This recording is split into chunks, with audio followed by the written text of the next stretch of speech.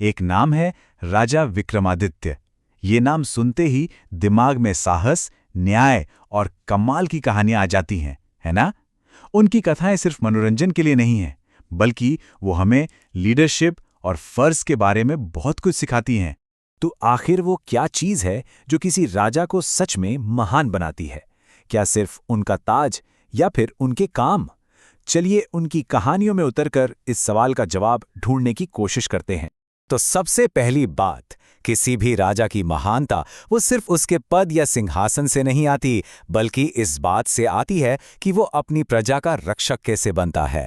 देखिए, एक राजा का सबसे पहला काम होता है अपनी प्रजा के लिए, बेगुनाहों के लिए एक ढाल बनना। और विक्रमादित्य, वो इस काम के लिए जाने जाते थे। उनके राज्य पर कोई भी खतरा आए, चाहे वो कितना भी डरावना क्यों ना हो, वो उसका सामना करने से कभी पीछे नहीं हटते थे। तो अब बात करते हैं उनके सबसे मशहूर गुण की, और वो है उनकी हिम्मत, उनका साहस। लेकिन ये कोई ऐसी वैसी हिम्मत नहीं थी। ये उन्होंने उन शक्तियों से लड़कर दिखाई थी जो इंसानी समझ से परे थीं। विक्रमादित्य को जिन खतरों का सामना करना पड़ा, वो इस दुनिया के थे ही नहीं।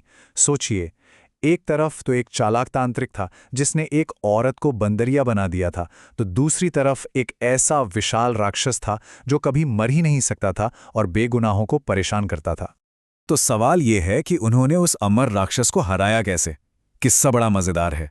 जब भी विक्रमादित्य उसका सिर काटते, वो वापस जुड़ जाता। फिर उन्हें राज पता चला कि उस राक्षस के पेट में एक मोहिनी है जो उसे अमृत पिलाकर बार बार जिंदा कर देती है।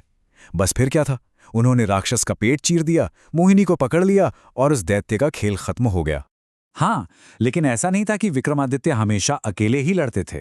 जब भी जरूरत पड़ती, वो अपनी शक्ति और संकल्प से बेताल को बुला सकते थे।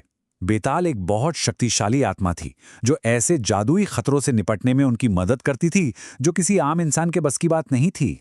अच्छा, सिर्फ बहादुरी ही सब कुछ नहीं होती, राइट? एक महान राजा का असली टेस्ट तो उसके किरदार का होता है, उसके चरित्र का।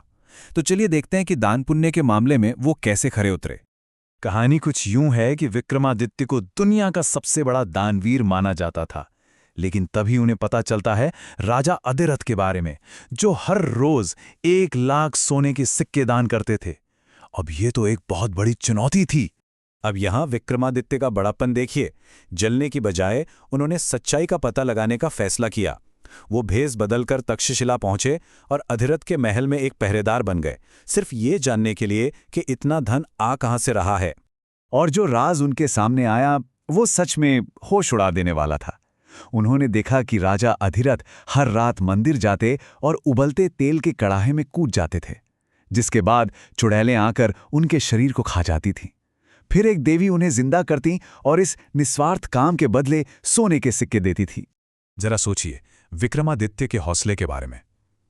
ये सब देखकर वो डरे नहीं, बल्कि उन्होंने वही भयानक काम एक बार नहीं, 2 बार नहीं, पूरे 7 रातों तक दोहराया।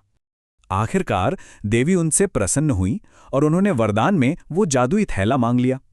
लेकिन कहानी का असली ट्विस्ट तो अब आता है। उन्होंने वो थैला अपने पास नहीं रखा, बल्कि उसे राजा अधिरथ को लौटा दिया। इसका मतलब समझिए, एक महान राजा सिर्फ दान करता नहीं, वो दूसरों को दान करने लायक बनाता है। उन्होंने ये पक्का किया कि अधिरथ का जो संकल्प है वो टूटे नहीं। अब हम आते हैं उनके चरित्र की सबसे बड़ी, सबसे मुश्किल परीक्षा पर, जब एक राजा को अपनी प्रजा के लिए खुद को मिटाना पड़े।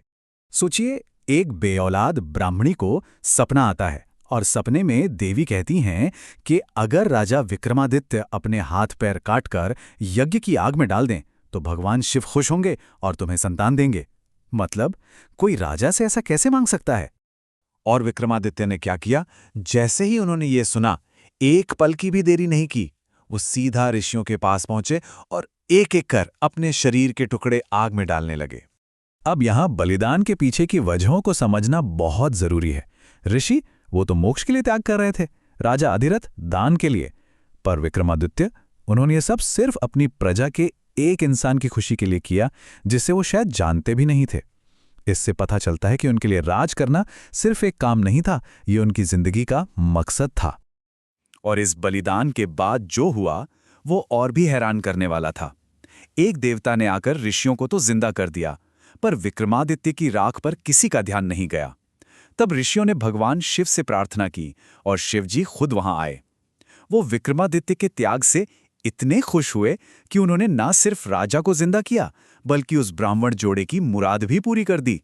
तो इन सारी कहानियों को मिलाकर देखें तो हमें राजा विक्रमादित्य के किरदार की एक पूरी तस्वीर मिलती है। चलिए इसे एक साथ समझते हैं।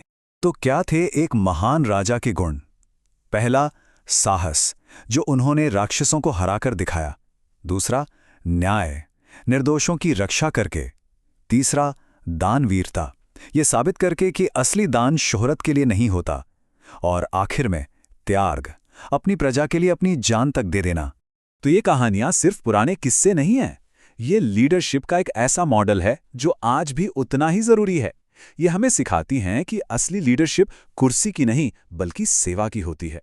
साहस, न्याय, उदारता और त्याग, ये गुण एक ऐसी सोच को दिखाते हैं जो हमेशा अपनी प्रजा की भलाई को सबसे ऊपर रखती है। और यहीं पर ये कहानियां हमें एक बहुत बड़े सवाल के साथ छोड़ जाती हैं। आज के समय में हमारे लीडर्स में ये गुण, ये सोच कितनी देखने को मिलती है? ये एक ऐसा सवाल है जो इन कहानियों को हमेशा जिंदा रखेगा।